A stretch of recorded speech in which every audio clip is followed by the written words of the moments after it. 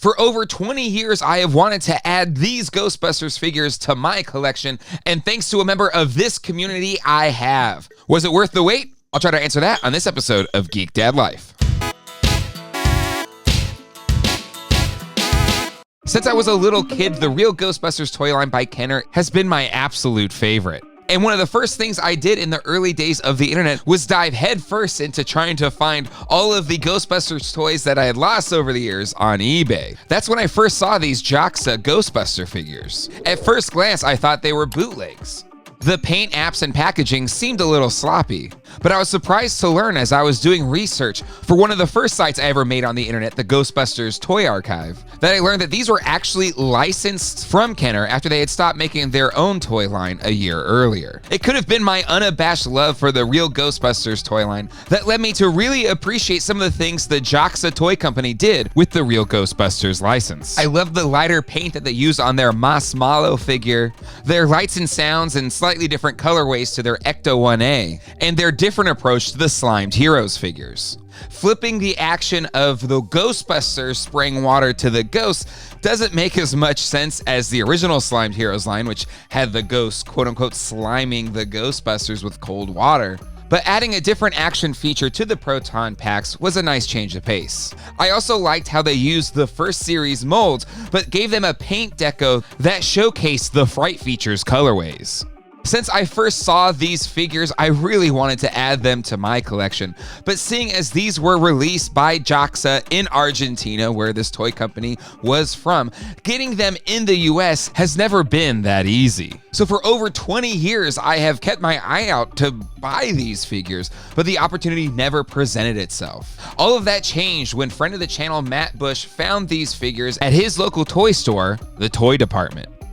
He then bought and sent these figures to my P.O. box as an incredibly gracious gift. So a big thanks to Matt for helping me finally unlock this goal. So how do these things look and feel in hand? Starting with the figures themselves, some are in better shape than others. The figure I've always wanted the most from this wave is the Egon figure, mainly because I just really thought his Fright Feature colorway translated really well to the Series 1 sculpt, and having it in hand, it actually does live up to what I imagine it being in my head. Now, the paint applications are a little bit sloppier, but still, it actually looks pretty nice in hand. The plastic feels really good as well. It doesn't feel like super cheap or anything like that. You know, if I'm holding it side by side to a vintage Kenner Egon Spangler, it stacks up fairly well.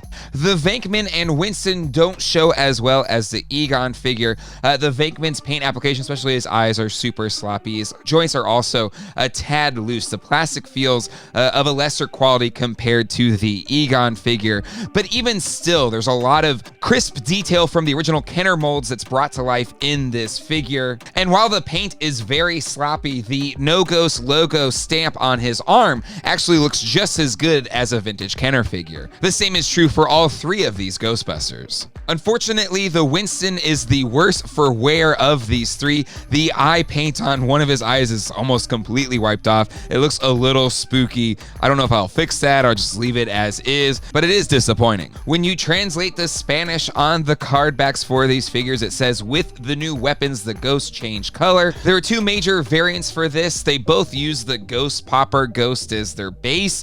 One had a little sheet that would change color over it, and the other ones did not. But personally, I think the most important thing are the different proton packs, and it's so cool to finally have these in hand. And the thing is, they did a really good job utilizing the existing proton pack mold, but adding this cool little squirt gun feature to them. Unlike a cheap bootleg that would have probably fallen apart by now, they have still held up really well, even better than some of the vintage Kenner proton packs. Egon's proton pack came with a reddish orange piece of string compared to the yellow of the others, as well as the ones that we saw in the vintage Kenner toys. I'm sure there's probably variances in the color that they use, but I think it's a neat little difference for this Egon figure.